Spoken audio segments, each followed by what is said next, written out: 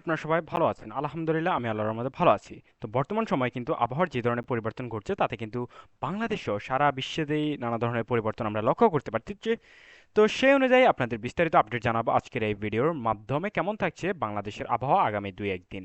তো এই বিষয়ে আপডেট জানাতে হলে অবশ্যই আপনাদের আমাদের এই ভিডিওটার সাথে থাকতে হবে এবং সম্পূর্ণ ভিডিওটা দেখতে হবে এবং খুব অল্প এবং দ্রুততার সময়ের মাধ্যমেই আপনাদের বিস্তারিত আবহাওয়া জানিয়ে দেবো আগামী কয়েকদিন কেমন থাকবে বাংলাদেশ সহ পশ্চিমবঙ্গের আবহাওয়া। তো প্রথমে আমরা সরে যাব সরাসরি বৃষ্টিপাতে। তবে তার আগে বলছি আপনাদের যে আপনারা আসলে ভুয়া খবরে কান দেবেন না। অযথা অনেকগুলো নিউজ আছে যে আগামীকালকে ধেয়ে আসছে বৃষ্টি, ঘূর্ণিঝড়, হ্যান ত্যান অনেক খবরাখবর লিখে পোস্ট দেয়। আসলে সম্পূর্ণ রকম ভুয়া তথ্য যখন আপনি ভিডিওতে ক্লিক দিবেন তখনই বুঝতে পারবেন। তো সঠিক তথ্য কোথায় পাবেন? একমাত্র এই চ্যানেলে। শুধুমাত্র একমাত্র না, আরও অনেকগুলো চ্যানেল আছে যেখানে সঠিক তথ্যটা দেওয়া হয়। তো একই ওই চ্যানেলের একটি হচ্ছে আমাদের চ্যানেল, যেখানে আপনি সঠিক তথ্যটা পেয়ে যাবেন। তো এখানে দেখতে পাচ্ছেন আপনি যে আগামী 2-1 দিনের মধ্যে যদি আপনাদের দেখানোর চেষ্টা করি তাহলে বাংলাদেশের উপরে কিন্তু একটি ভয়াবহ দুর্যোগ ধেয়ে আসতে পারে। এটি বলছি এই জন্য যে বিশেষ করে সিলেট অঞ্চলে, বাংলাদেশের মধ্যে সিলেট অঞ্চলে আমরা লক্ষ্য করতে পারছি বেশ কয়েকদিন বছরের শুরু থেকেই কিন্তু ভয়াবহ বৃষ্টিপাতের সম্মুখীন হতে যাচ্ছে হয় আমাদের সিলেট অঞ্চল।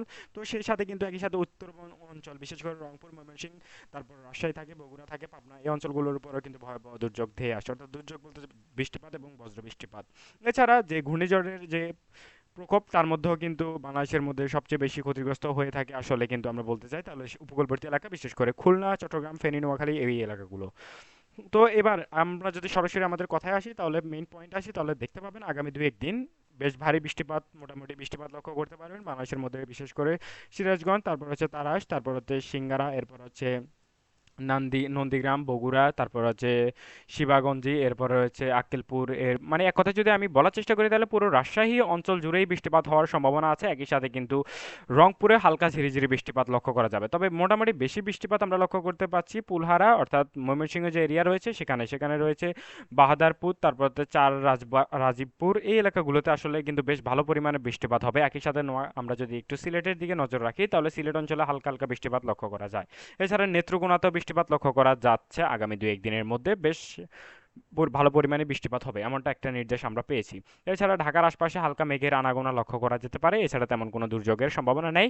তো এবার যদি আপনাদের এক কথাতে আমরা জানিয়ে দেওয়ার চেষ্টা করি যে তাপমাত্রাটা ঠিক কেমন থাকছে সেই বিষয়ে যদি কথা বলি তাহলে সরাসরি বলতে হয় যে আগামী 2-1 দিন তাপমাত্রা বেশ স্বাভাবিক থাকবে, যেহেতু অন্যান্য অঞ্চলে বৃষ্টি হচ্ছে তাই ওই এলাকাগুলোতে বেশ স্বাভাবিকভাবেই তাপমাত্রা কম থাকবে, অর্থাৎ বেশ স্বাভাবিক পরিস্থিতি থাকবে। এবং একই সাথে বাতাসের যে অবস্থান সেটা হচ্ছে শীতল বাতাস বাংলাদেশের উপর দিয়ে প্রবাহিত হবে এবং এই বাতাসটুকু বাংলাদেশের মধ্যে ঢুকবে বিশেষ করে নোয়াখালী, ফেনী এই অঞ্চলগুলোর মধ্য দিয়ে এবং সারা উত্তর অঞ্চল হয়ে এটি পার হয়ে যাবে বাংলাদেশের উপর দিয়ে। তো শীতল বাতাস থাকছে তাই আর অতটা শীতল বাতাস থাকছে, একই সাথে কিন্তু বৃষ্টিপাত হচ্ছে তাই তাপমাত্রার খুব বড় সড়ো প্রভাব পড়বে না। তো এই ছিল মোটামুটি আমাদের কাছে আবহাওয়ার সর্বশেষ আপডেট। আগেই বলেছি সঠিক তথ্য জানতে হলে আমাদের চ্যানেল সাবস্ক্রাইব করে ভিডিওটি একটি লাইক দিয়ে দেবেন। সবাই ভালো থাকবেন। আসসালামু আলাইকুম।